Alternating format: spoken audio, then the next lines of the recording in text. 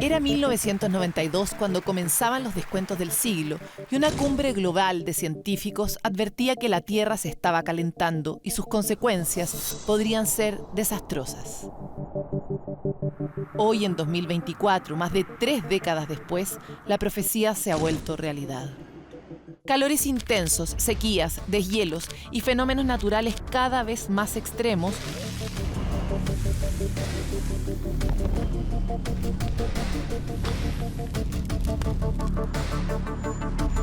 son la respuesta en cadena a la acumulación de gases de efecto invernadero en la atmósfera.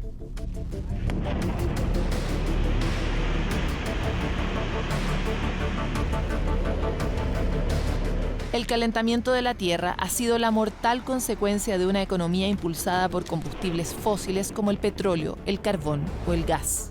En cada estación, el planeta bate un nuevo récord.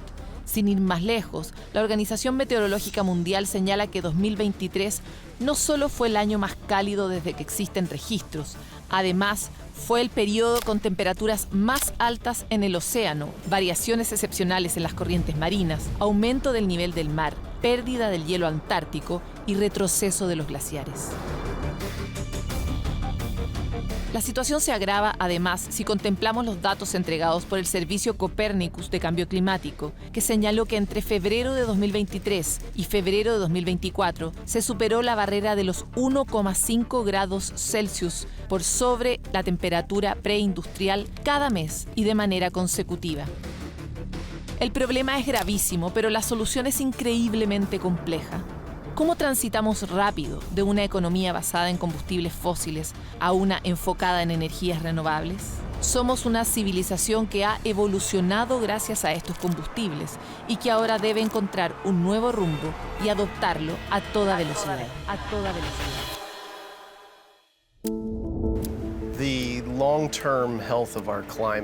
La salud a largo plazo de nuestro clima se origina por nuestra dependencia de los combustibles fósiles. Tenemos que separarnos de ellos o limpiarlos completamente. Es una proposición difícil porque los fósiles son una parte integral de nuestra economía. Hacen todo lo que usamos, todo lo que calienta nuestras casas, es parte de todo. Así que sacarlos es muy difícil. Pero a largo plazo es a dónde tenemos que ir para crear una economía saludable, un medio ambiente saludable y para ganar la guerra contra el cambio climático.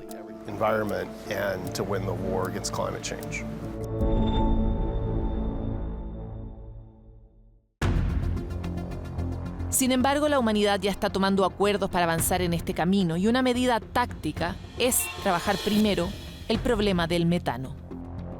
¿Qué es? ¿Cómo funciona? ¿Cómo se libera a la atmósfera este gas? ¿Y qué políticas públicas se requieren para trabajar en esta materia? Con estas preguntas comienza nuestro nuevo especial de energía en Futuro 360 a partir de ahora.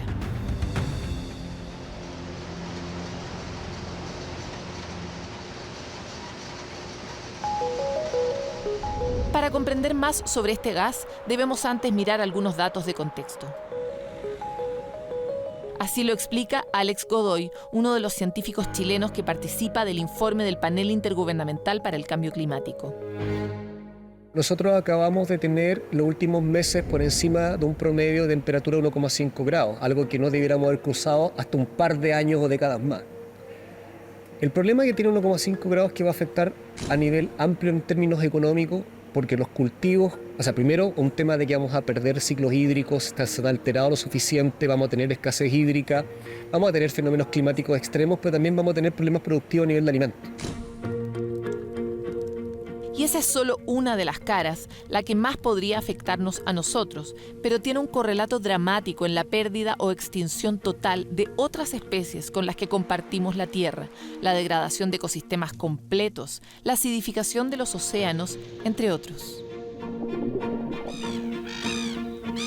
Para hacernos una idea de este problema, en 2023 Chile perdió el equivalente al 1% de su Producto Interno Bruto como consecuencia de los incendios forestales e inundaciones.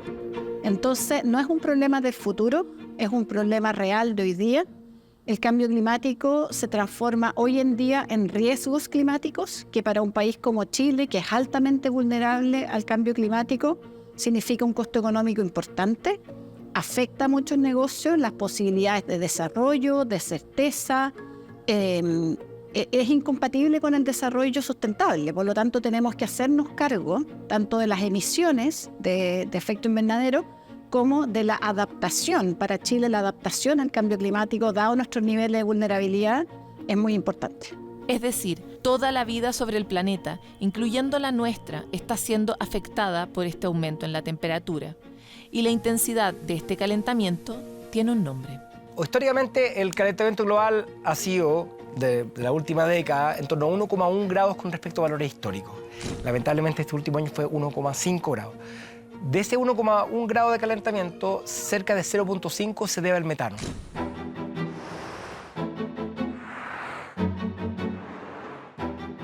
Así es, prácticamente la mitad de este problema corresponde a este gas. El restante es el ya conocido CO2. Por estos motivos, las conversaciones en la reciente COP28 tuvieron un tono de urgencia diferente, y eso se evidenció en los distintos compromisos adoptados. Lejos de la idea de dejar atrás los combustibles fósiles, el encuentro global por el clima se enfocó en un gas, el metano. Afortunadamente, pudimos llegar a un acuerdo entre China y Estados Unidos. Somos los dos mayores emisores del mundo. Obviamente, entendemos que es importante para nosotros poder encontrar una cooperación aquí. Ningún país, ninguna empresa, en ningún lugar del mundo resolverá este problema por sí solo. Hasta ahora, la gran mayoría de los países solo hablaba de CO2. El hecho de que China haya dicho: yo voy a actualizar mi NDC y voy a tener un compromiso en metano, es muy, muy relevante. Porque siendo el metano un gas que tiene un potencial de reducir la temperatura en el corto tiempo, es muy importante entonces poder incluirlo. ¿Pero qué es el metano?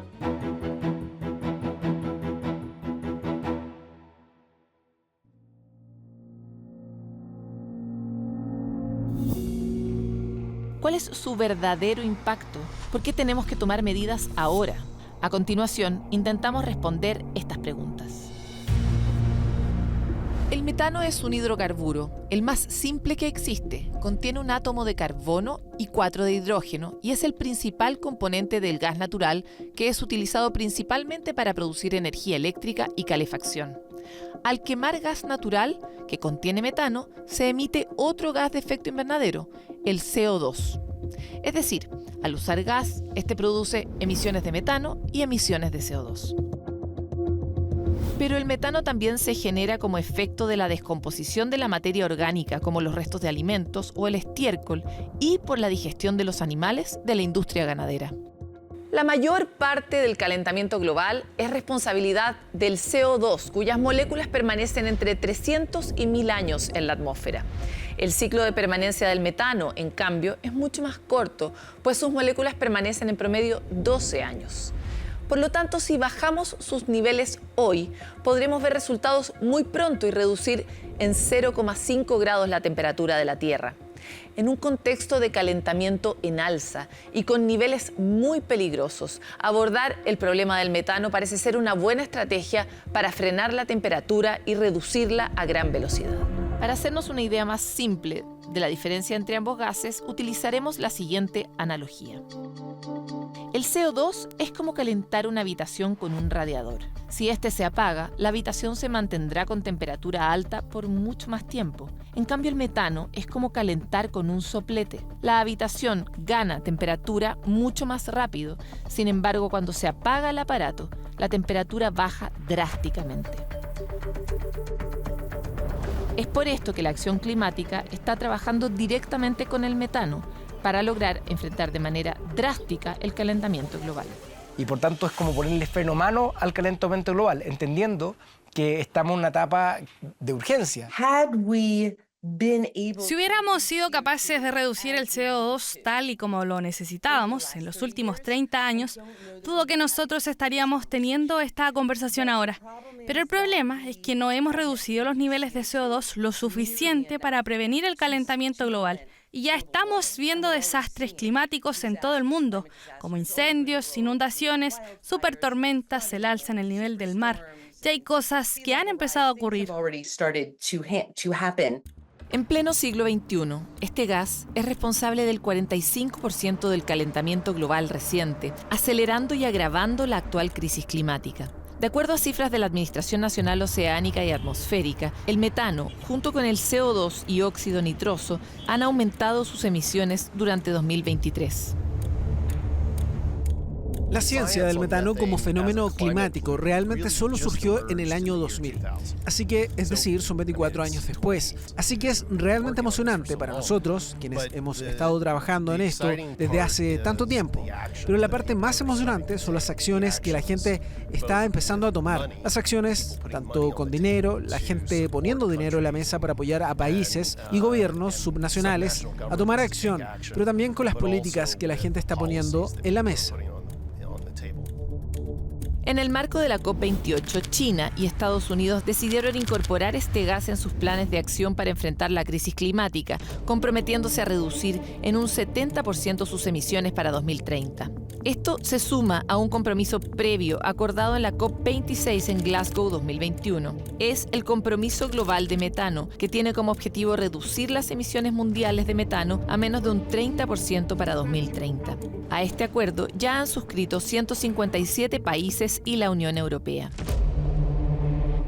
Tengo entendido que China aún no firma su vinculación oficial con el Compromiso Mundial sobre el Metano, pero es excelente que, en lo que respecta a lo decidido en este acuerdo bilateral, ahora ven al metano como una prioridad en temas de acción climática y están trabajando con Estados Unidos para conseguir ciertos compromisos para reducir este gas.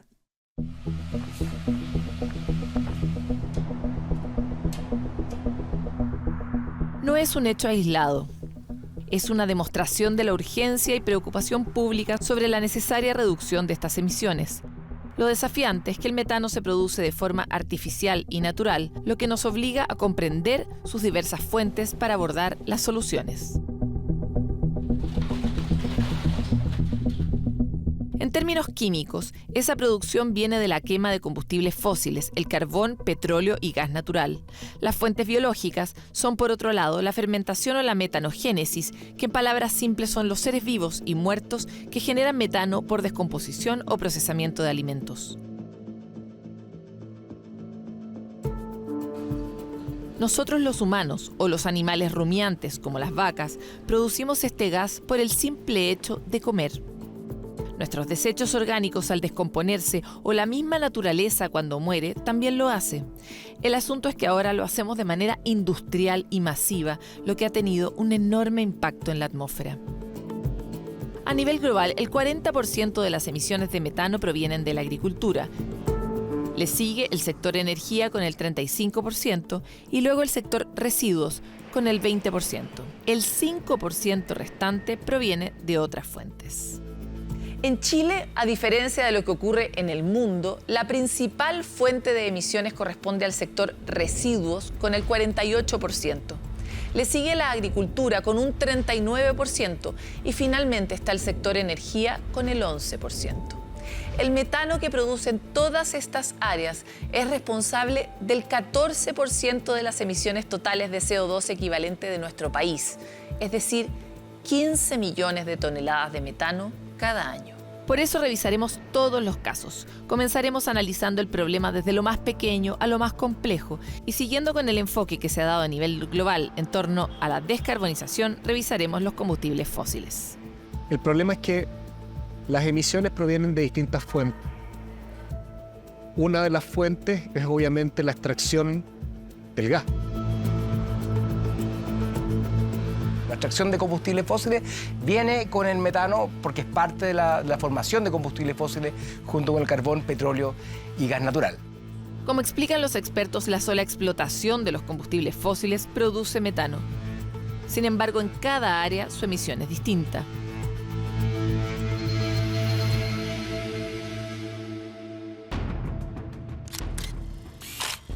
Era la señal de alerta en las minas de carbón. Los pájaros que entraban junto a los mineros tenían una sensibilidad mayor a la presencia de este gas, que para las personas era difícil de detectar, pues es inodoro. Por eso, cuando había mayor cantidad de metano en el ambiente, los pájaros morían y los mineros huían. El metano en altas cantidades es tremendamente nocivo, tóxico y explosivo y siempre está presente en las minas de carbón. Hay vetas de metano atrapadas entre la roca. Por eso, cuando se extrae el mineral, se abren repositorios de gas y se libera a la atmósfera. Cada vez que se extrae carbón, se libera metano, porque este es parte de su composición química. Algunas minas tienen más metano que otras y tiene que ver con la antigüedad de la mina, si es superficial, si es subterránea, y algunas tienen mayor cantidad de metano. Por ejemplo, las minas de China, en general, en una región que está en la zona central de China, es donde hay tantas emisiones de metano como el resto del mundo combinado en el sector carbón. Pero el problema solo comienza ahí. Las emisiones aumentan cuando luego de extraerlo se quema el carbón. La mala noticia, el carbón ha sido un combustible central en el desarrollo de nuestra civilización, pero sobre todo durante los últimos 200 años de historia para las fundiciones de acero y hierro, para fabricar cemento y ladrillo, para crear el gas de síntesis, petróleo sintético y luego para hacer funcionar las centrales termoeléctricas y producir la tan necesaria electricidad, por lo que hemos explotado sus minas ampliamente alrededor del mundo para sostener este crecimiento. Los principales productores de metano por extracción de carbón son fundamentalmente el número uno por lejos, China. En segundo lugar, India. Y también está Australia. Son los principales en cuanto a volumen. Y en ese contexto, la región de Shaanxi, de la zona central de China, que provee gran parte del carbón de toda del aparataje industrial energético de China, concita tantas emisiones de metano como el resto del mundo combinado, y por lo tanto ahí estamos trabajando en forma deliberada porque son cerca de 900 minas que de abordarse podrían rebajar en forma muy sustancial las emisiones de metano globales. El giro positivo en esta línea es que distintas naciones, incluso Chile, han comprometido el cierre de termoeléctricas para transitar hacia el uso de energías renovables. El camino es lento, pero permite ver un horizonte sobre la explotación del carbón. Tenemos una ley que dice que Chile va a ser carbono neutral a más tardar al año 2050 y ahí uno tiene que mirar qué es lo que estamos quemando, cuáles son nuestras emisiones, y ahí la descarbonización, que es la tarea que está sobre todo, no solamente, pero sobre todo encomendado al Ministerio de Energía, tiene algunas medidas que son las más emblemáticas, el cierre de nuestras centrales a carbón, pero nosotros también quemamos gas natural para producir energía, para producir electricidad también. Y efectivamente lo primero es el carbón, pero después tenemos que ir desfosilizando en el fondo nuestra producción de energía. El carbón ya no es un combustible fósil y va en retirada, por tanto, el problema está en que a nivel global, del 100%, parte de la matriz eléctrica proviene del uso del gas como generación eléctrica, y ahí tenemos una fuga, transporte, que es por una parte. Aquí surge un nuevo actor que complica el control de las emisiones de metano y es el gas natural. A diferencia del carbón, el gas natural ha gozado por años del atributo de limpio, pues sus emisiones comparadas, al ser quemado, son mucho menores que los otros combustibles. Sin embargo, el análisis es bastante más complejo y requiere integrar nuevas variables que ya ha puesto sobre la mesa la ciencia a medida que su investigación avanza y ha podido medirlas y reportarlas. Hay un estudio del año pasado de la Asociación Nacional de Energía que muestra que efectivamente, si bien el sector energético es responsable de un menor número de emisiones que el sector agrícola, ganadero y el sector especialmente de residuos, tiene un rol importante porque la reducción de emisiones de metano asociadas en particular a los sistemas de transporte de gas natural pueden reducirse de una manera costo neutral. O sea que todo el metano que consigues capturar reparando fugas y disminuyendo las quemas de seguridad en gasoductos sería costo efectiva en el sentido de que la vuelves a introducir dentro del sistema y por lo tanto tienes un total de producto mayor. Es considerado por algunos como un producto clave para la transición energética. El gas natural sería el combustible que permitiría lograr la retirada de las termoeléctricas en base a carbón. Sin embargo, su producción y su quema también son una fuente relevante de generación de metano, pues al igual que el carbón, el principal componente del gas natural es el metano. Dependiendo de cuánto fuga el gas natural en su ciclo de vida, es qué tan contaminante puede ser en forma completa. A nivel general, la producción y uso de gas natural genera menos emisiones de metano y CO2 que si se usa la misma cantidad de carbón. Sin embargo, un mal manejo de las redes de conexión por donde transita el gas podría tener un impacto muy similar. Así lo ha demostrado un estudio del programa de inteligencia climática del Rocky Mountain Institute, liderado por la investigadora Deborah Gordon. Lo que encontramos es que realizamos muchos escenarios diferentes. Depende de dónde viene el carbón, de dónde viene el gas, de cuánto se fuga. Comparamos el gas con el carbón y encontramos que las cifras de fugas en el sistema de gas tan bajo como 0,2% pueden estar en par con las emisiones del carbón. En otras palabras, si vas a transitar del carbón y vas a usar el gas, en lugar de eso no puede fugar. El gas natural puede ser tan malo como el carbón en términos de cambio climático. If gas leaks, it can be as bad as coal in terms of climate change. Suena complejo, pero revisemos su ruta. Desde su extracción hasta la distribución, el gas natural va dejando su huella a través de la emisión de metano. Una vez que se extrae por medio de perforaciones, se empieza a liberar metano a la atmósfera. El problema se sigue incrementando cuando comienza el procesamiento y posterior almacenamiento, distribución y transporte. Cada etapa aporta. En estos procesos comienzan a generarse fugas o roturas de los gasoductos u otras instalaciones del sistema. Dependiendo de la norma vigente, de las prácticas de cada compañía, esas fugas son menores o gigantes. Aquí la falta de mantenimiento o protección de la infraestructura redunda en mayores emisiones a la atmósfera y el aumento de la temperatura global. Del total de emisiones de metano que hay en el planeta, del total del 100%, el gas representa menos de un 5%. Y ese número es el que reporta, como te decía, la Agencia Internacional de Energía, del total. Y si acotamos la medición a las que dependen de las actividades humanas, menos de un 8% de las emisiones totales tienen que ver con la cadena logística del gas.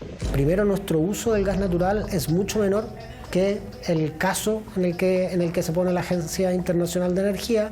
Nosotros, si bien tenemos para, generación eléctrica cerca de un 10-15% de generación térmica asociada a gas natural, son más bien cañerías e infraestructuras bastante nuevas, lo mismo que nuestros terminales, el terminal de Mejillón, el terminal de Quintero.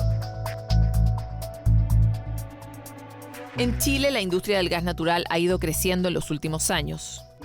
Esto también a propósito de la demanda que se ha ido generando para lograr la transición energética. En 2023, el 18,5% de la energía producida fue en base a gas natural. El gas que llega a nuestro país proviene en un 85% de importaciones de Estados Unidos, Trinidad y Tobago y un porcentaje menor desde Argentina. El 15% restante es de origen y consumo propio en Magallanes. El gas natural se recepciona, almacena, transporta y distribuye en 12 regiones del país a través de 2 terminales de regasificación, 5 gasoductos conectados con Argentina, centrales eléctricas, plantas satelitales de regasificación y miles de kilómetros en redes en el país. Con todo, desde la Asociación y el Ministerio de Energía señalan que su uso no significa un impacto mayor en las fugas de metano de nuestro país.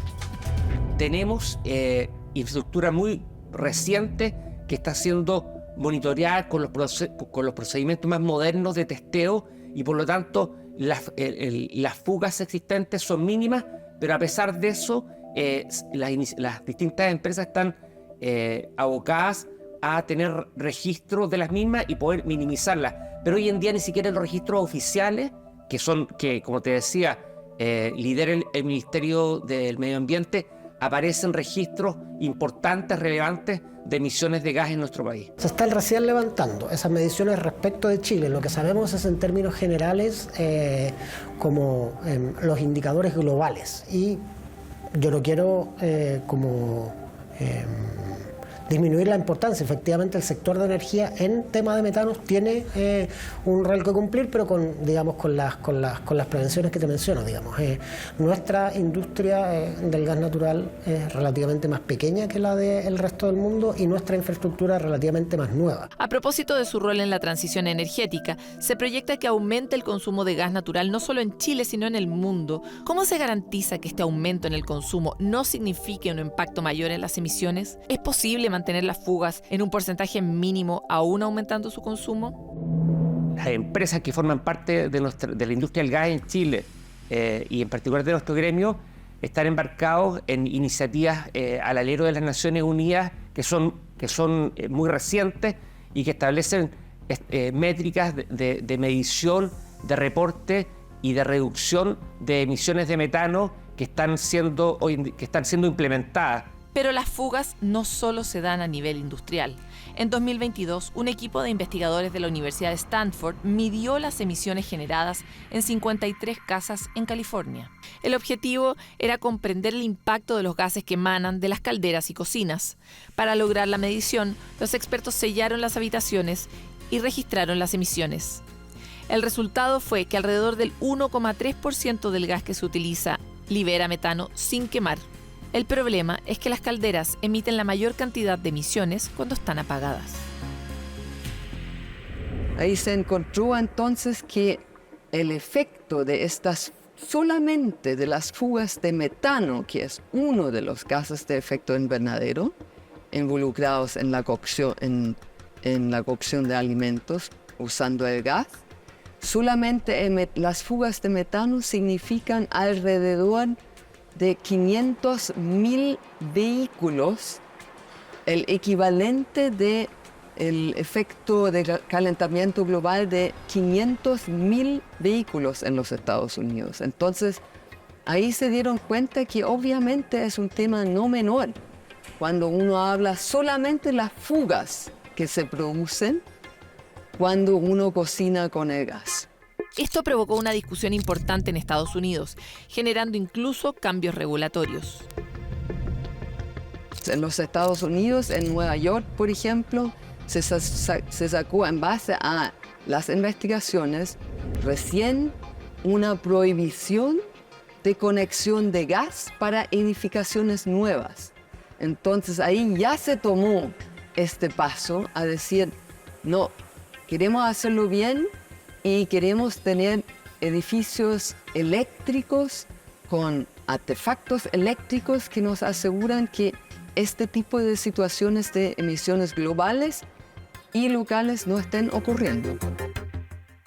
Para la consultora y especialista en temas de energía y medio ambiente, esto es una situación que debe generar una alerta respecto del uso del gas.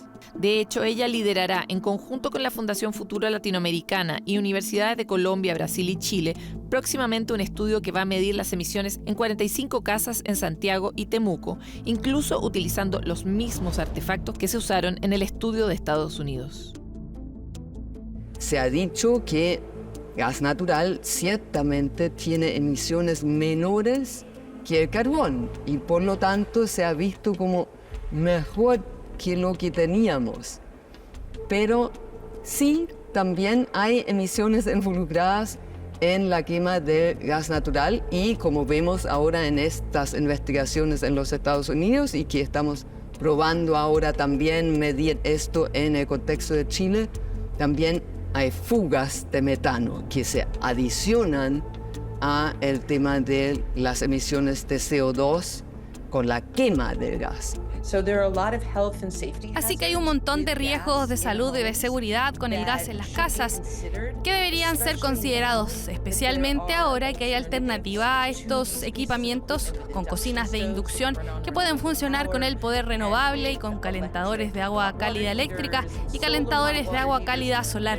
Hay un montón de equipamiento nuevo que no teníamos antes. Y así, si la única alternativa fuera el gas, eso es lo que habría que usar, pero debería haber un gran empujón en nuevos y modernos hogares que no tengan estos riesgos de salud y de seguridad. Mientras el estudio aún no se realiza en Chile, no se puede comprobar que esto pueda ser un problema realmente en las redes de nuestro país. Pero Nicola Borregaard y su equipo advierten que los impactos podrían ser similares. Frente a esto, consultamos al ministro de Energía y al representante de la Asociación de Gas Natural, y ellos prefieren ser cautos. En Chile, el uso del gas al interior de los hogares no representa ningún riesgo para la salud de la población. Es un uso seguro y limpio. La industria del gas en Estados Unidos, así como en Europa, es de una data mucho más antigua que en Chile. La distribución de gas en ciudades supera los 100 años, son infraestructuras distintas. Los requisitos para convertir una casa o un hogar son distintos a los que existen en Chile. Pero en nuestro país las redes de cañería, salvo en Santiago Centro, digamos, son redes relativamente nuevas. Y en cualquier caso, la penetración del gas de cañería para uso residencial en nuestro país es muy pequeña. O sea, la cantidad de hogares que tienen gas natural son algunas zonas de la región metropolitana, algunas zonas en particular de ciudades del centro sur y, bueno, por cierto, Punta Arenas. Pero la cantidad de ciudades que tienen redes de cañería para uso de gas natural a nivel domiciliario son relativamente pocas. La gran cantidad de las cocinas en nuestro país consumen más bien GLP, digamos, gas licuado en cilindro, que tiene otra logística distinta, mucho menos sujeta a este tipo de fuga. Efectivamente, los datos por el momento demuestran que el impacto del gas natural en Chile no es significativo, como sí se observa en otros lugares del mundo. Sin embargo, es algo que se sigue estudiando desde los Ministerios de Energía y Medio Ambiente en función de modelar adecuadamente y analizar los escenarios que podrían darse en torno a su uso. ¿Por qué? Pues porque el gas natural es la alternativa que más se plantea como viable para que nuestro país transite a la carbono neutralidad. Sin embargo, las posiciones de cuánto tiempo cumplirá un rol como energía de transición difieren de acuerdo al estudio que se revise y al modelamiento que se haya hecho.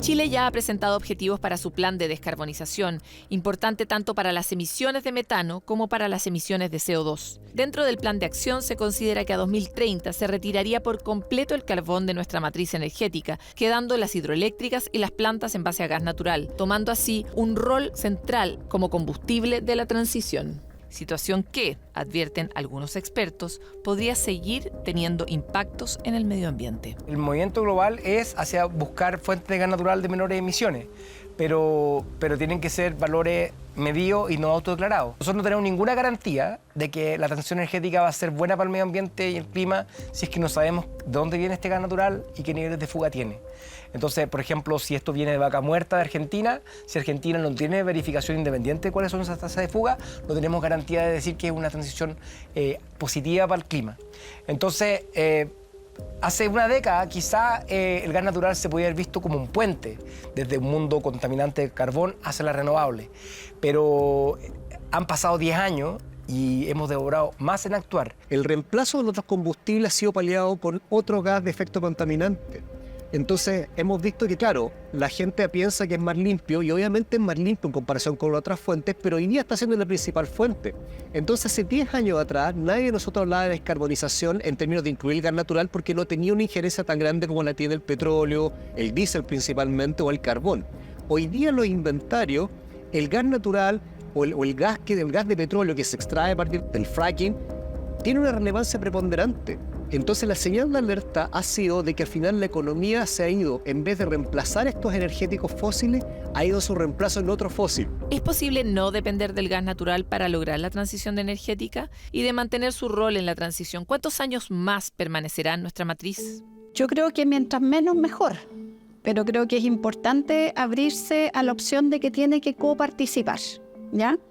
Y como bien lo conversamos antes, va a depender de cómo siga penetrando las energías renovables, cómo se sigan desarrollando las baterías, cómo se sigan desarrollando proyectos más pequeños que estén cerca con la demanda. Si todo eso va a ocurrir, el espacio para el gas va a ser mucho más pequeño, ¿ya? Y mucho más corto en el tiempo. Si no logramos hacer estos otros elementos que mencionaba, el espacio del gas va a ser un poco más largo. Hoy en día,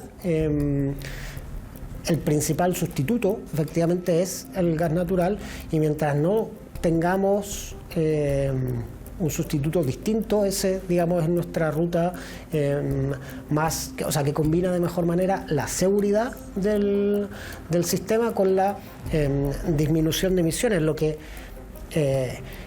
ha quedado bastante claro en nuestra mesa de descarbonización, que estamos actualmente en la fase final de esta mesa de descarbonización, y esperamos que en agosto podamos publicar el informe. Es que cuando uno se pone en todos los escenarios, decisiones que son irreversibles, como el abandono de una tecnología como el carbón, en determinados escenarios, por ejemplo, si tú combinas la salida de centrales termoeléctricas a carbón con escenarios de hidrología seca y de, digamos, viento intermitente, puedes terminar haciendo funcionar el sistema con una gran cantidad de diésel de respaldo. Y ese punto, para el Ministerio de Energía, es el más crítico: tener que mantener el diésel en la matriz. Esto por razones ambientales, económicas y de disponibilidad del recurso, con ciclos hídricos irregulares, vientos cambiantes y la falta aún de implementación de tecnologías de almacenamiento que permitan una mayor penetración de energías renovables no convencionales, serían algunos de los escenarios que el gobierno debe proyectar para tener mayor claridad en su uso. En este balance, por el momento, el gas natural sigue manteniendo la ventaja. En esas condiciones, lo que nosotros vemos es que la decisión que tenemos que tomar es una decisión que no nos puede llevar a prescindir de las centrales termoeléctricas de gas a costa de terminar generando con unidades termoeléctricas a diésel, porque esa es una decisión donde sale perdiendo la sociedad en su conjunto. Nosotros queremos efectivamente avanzar lo más posible y adelantar los plazos de nuestra ruta hacia la carbono neutralidad, pero eso supone un conjunto de inversiones que hay que visibilizar y que hay que, digamos, cumplir y materializar. Esto no es solo un tema de plazos, es un tema de condiciones habilitantes. Acá lo que tenemos que tener claro es que nosotros queremos reducir las emisiones, pero también reducir las emisiones de manera estable, ¿ya? Y certera. Entonces, tenemos que hacerlo de manera gradual, y a veces el tirarse a la piscina y decir no voy a ocupar el gas puede ser mucho peor, porque yo quiero contar con que todo sea renovable, pero si no puedo abastecer todo de renovable, no puedo mover esta energía como estábamos conversando antes, puede que termine en una situación peor, que es ocupando combustibles fósiles más contaminantes que el gas. De acuerdo al informe de evaluación global de metano 2030, se espera que en la próxima década aumenten a 10 millones de toneladas por año las emisiones de metano asociadas a la producción de gas, por lo que el sector está llamado a disminuir al menos a la mitad para poder cumplir con los objetivos planteados. Yo creo que muchas veces se trata de poner al gas como un enemigo de la agenda de carbono neutralidad, cuando al contrario, el gas es un facilitador. El problema hoy en día que tenemos como humanidad es reducir el uso del carbón, que crece y crece y crece. El gas es funcional a aquello. Hoy en día, si no fuese con gas, no hay otra tecnología, no hay otra fuente energética disponible a nivel global que permita, en parte importante, ir superando esos consumos. Entonces, más que ver al gas como un problema en esta agenda de carbono neutralidad, el gas es un facilitador para que ello ocurra. Pero volvamos a la escala global. Acá podemos ver fugas de gas registradas con tecnología satelital. Este tipo de avance nos permite medir datos que hasta ahora no se podían dimensionar. En paralelo, se levantan iniciativas globales e independientes que permitirán tener un inventario mucho más preciso sobre las fugas de gas en el mundo. Las empresas individualmente están midiendo hoy en día su potencial de emisiones de metano, pero además hay iniciativas privadas, está el propio Global Methane Hub, y hay iniciativas globales como el Global Methane Tracker, que depende de la Agencia Internacional de Energía, que están abocadas a contabilizar este gas de efecto invernadero. En nuestro caso, afortunadamente, las fugas son todavía muy menores porque la infraestructura es muy nueva, pero a pesar de eso estamos llevando adelante procedimientos que permitan eventualmente cuantificar las fugas si es que las hay y reportarlas a las instancias correspondientes y reducirlas.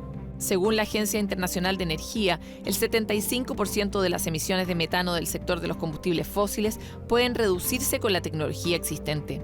De acuerdo a los cálculos que entregan, se necesita una inversión anual de alrededor de $15.000 millones para esta reducción. Si se consideran los precios promedio de gas natural, la inversión anual para lograr esto se acerca a un valor total de metano capturado de las fugas que luego podría venderse. Es decir, el 75% de las fugas podrían reducirse sin costo para la industria. De hecho, según cálculos de la agencia, en 2021, el mercado del gas natural hubiera recibido 180.000 millones de metros cúbicos adicionales si todas las fugas de metano hubieran sido reparadas.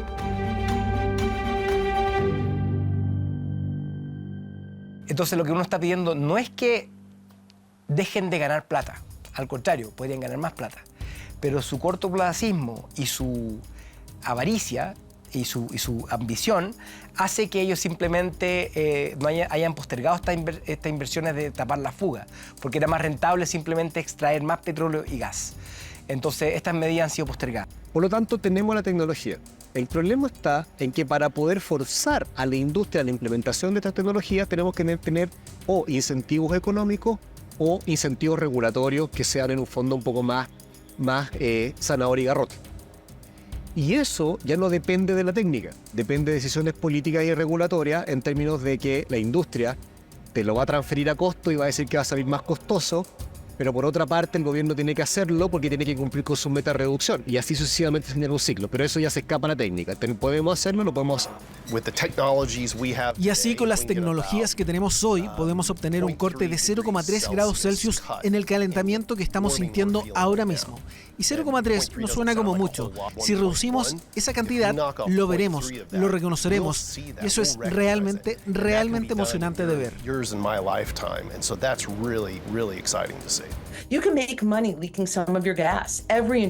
Puedes hacer dinero descontando la fuga de los gases. Cada industria hace dinero fugando algunas de sus energías o productos, y así está construido. Esa ineficiencia y actuar se construyen en el mercado.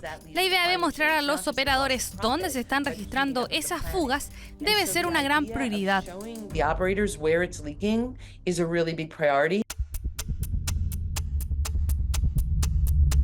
Si bien hasta ahora no hay cifras que evidencien que el gas natural en Chile se está fugando en un porcentaje que impacte al medio ambiente, sí se ha demostrado que las fugas a nivel global son relevantes y se sigue levantando información para determinar el porcentaje específico de cada fuga. Por ahora, el gas natural parece ser la alternativa más segura para transicionar por completo a las energías renovables. Pero para que podamos cumplir los compromisos medioambientales, necesitamos asegurar que las empresas van a reducir al máximo las fugas que se generan al momento de producirlo, situación que por ahora a nivel global no ha sido posible zanjar. Claramente es un riesgo la transición energética vía gas natural porque podríamos estar contribuyendo a un problema mayor si es que este gas natural viene de fuentes que no tienen sus fugas debidamente abordadas. El problema paralelo que genera el reemplazo de una fuente fósil por otra fuente fósil es que la economía se estructura sobre eso. Entonces después eliminar esa fuente fósil es muy complejo. Tanto a nivel internacional como nacional, los esfuerzos hoy se basan en levantar los datos que permitan saber el origen específico de las emisiones y lograr tener datos independientes que permitan cuantificar con exactitud el impacto de cada sector. En ese sentido, hay iniciativas como el Global Methane Hub, que espera seguir entregando datos para elaborar inventarios detallados que entreguen herramientas para enfrentar de mejor manera el problema del metano. El 2023 fue una cantidad de impactos climáticos que erosionaron casi más de 1% del crecimiento económico del país. Entonces, por lo tanto, esa es la razón por la cual tenemos que hacerlo, porque cada décima de grado importa, y mitigar el metano te permite reducir 0.2 grados al 2040. El metano es la única cosa que me da esperanza, que me hace sentir como que podemos empezar a mover la curva sobre el cambio climático, disminuir esas temperaturas. Y creo que eso es en lo que me centro. Me centro en esa esperanza de que realmente podemos hacer esto y realmente creo que podemos hacerlo.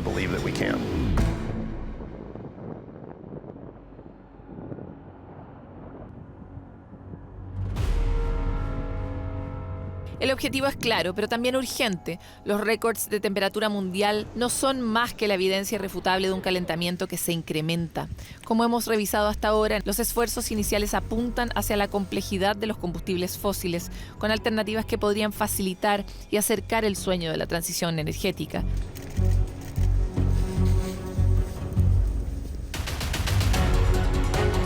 Pero ¿cuáles son las otras fuentes y las más significativas desde donde emana el metano a la atmósfera? ¿Qué pasa con lo que comemos y los residuos de nuestra alimentación diaria? ¿Cómo se transforma un modelo que está hecho para generar basura y botarla como si el planeta fuera infinito? De eso y mucho más conoceremos en el siguiente especial de energía de Futuro 360.